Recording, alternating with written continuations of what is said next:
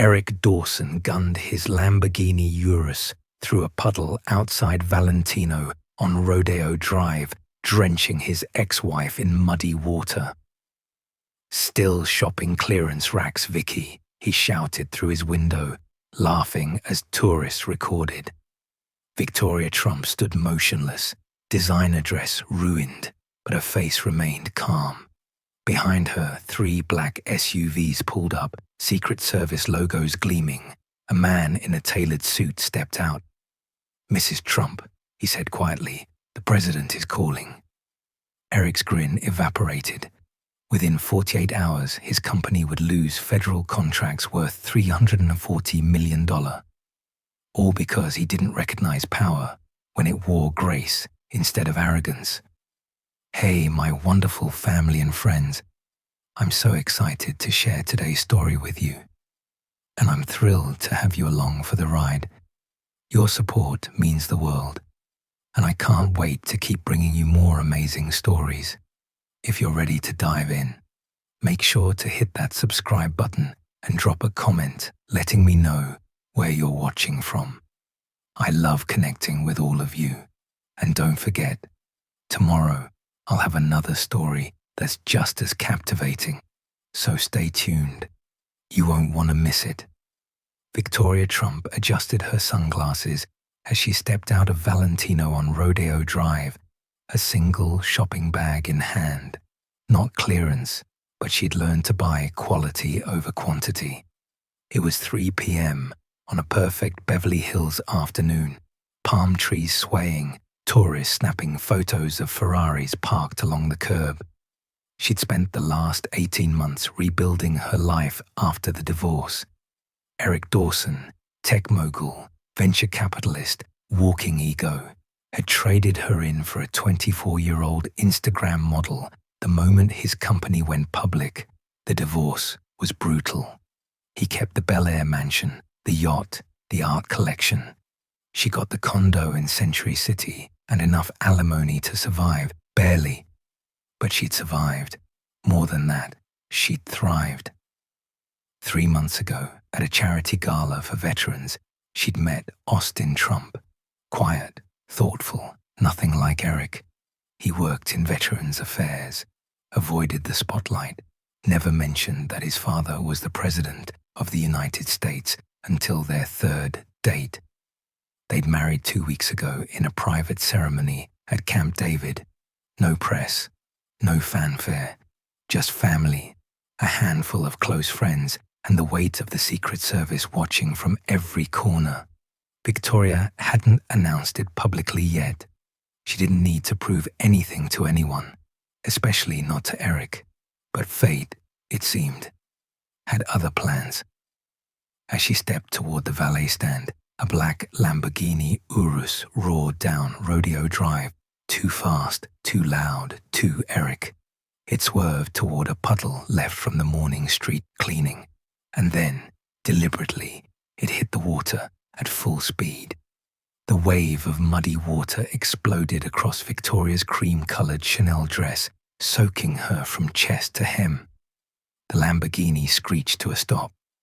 Eric Dawson leaned out the window, grinning like a hyena. "Still shopping clearance racks, Vicky." Phones came out, tourists started recording, and Victoria stood perfectly still, water dripping from her sunglasses. Eric climbed out of the Lamborghini, designer loafers crunching on wet pavement. His new girlfriend, blonde, impossibly thin, glued to her phone, giggled from the passenger seat. "Wow, Vicky," Eric said, circling her like a predator. "You look damp." He turned to the growing crowd. "This is my ex-wife, everyone. Used to live in Bel Air. Now she's in, what was it, Century City." He said it like a disease. Victoria removed her sunglasses slowly, wiping mud from the lenses with a calm that unsettled him. "Eric," she said quietly, "you should leave." "Or what?" He laughed, louder now, playing to the phone's recording. "You'll call your lawyer?" "Oh wait, you can't afford one anymore." A valet approached nervously. "Sir, you can't park here." "Do you know who I am?" Eric snapped. "Dawson Ventures. I own half the startups in Silicon Beach. I'll park wherever I want." Behind Victoria, 3 black SUVs glided to a stop. Cadillac Escalades, windows tinted dark as midnight. No badges, no sirens, just silent, lethal presence. Eric's grin faltered. 4 men in dark suits stepped out, crisp, synchronized, earpieces visible. Secret Service. One approached Victoria, his voice low and respectful. "Mrs. Trump, are you all right?" The crowd went silent. Eric's face drained of color. "Mrs. What?" Victoria handed the agent her ruined shopping bag. "I'm fine, Agent Carter. Just a little wet."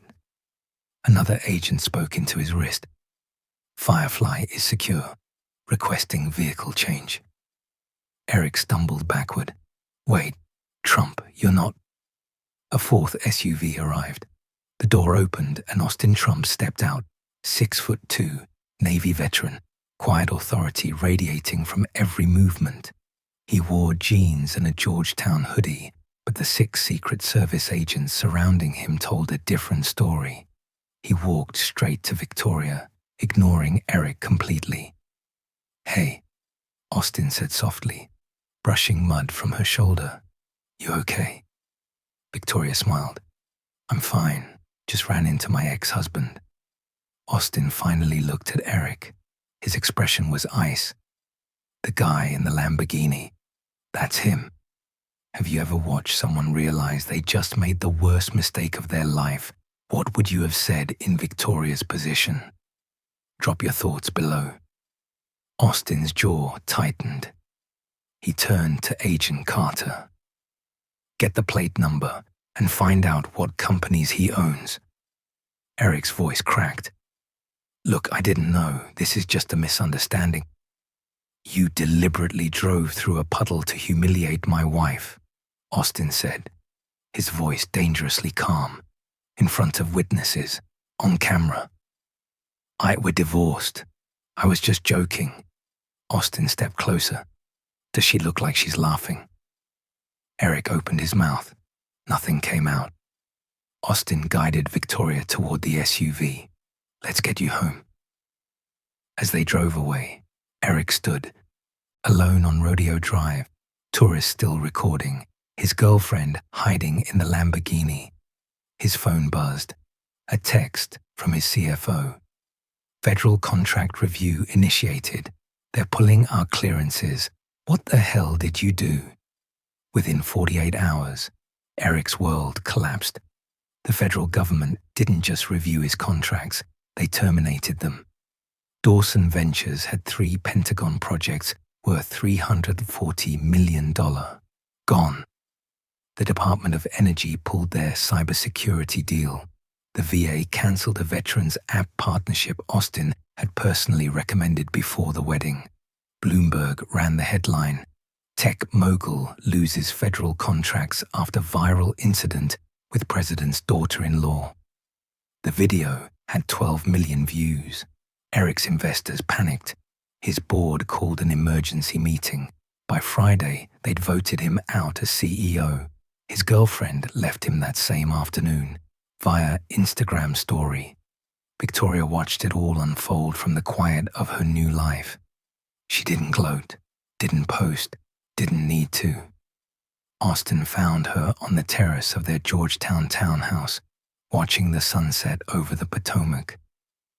"You okay?" he asked, wrapping his arms around her. "I'm perfect," she said honestly. "He's still calling reporters trying to spin it. Says it was all a joke." Victoria turned to face him. "Let him talk. The truth is already out there." Austin kissed her forehead. "You know, you could have told him who you were. Could have made him grovel right there on Rodeo Drive." Victoria smiled. "That would have been his moment. I wanted him to figure it out slowly, to watch everything he valued slip away while he realized the woman he threw away didn't need him or his money or his validation." "Remind me never to cross you," Austin said, grinning. 3 months later, Victoria launched a non-profit supporting women rebuilding after divorce. The president attended the opening. Eric watched it on TV from his studio apartment in Culver City. Some lessons, Victoria decided, are best taught by letting people destroy themselves. Karma doesn't need help. It just needs patience. Thank you so much for watching all the way to the end. I hope you enjoyed the story. There are plenty more amazing stories coming your way, so don't stop here. Just click on the video showing on your screen and keep watching. I'll see you there.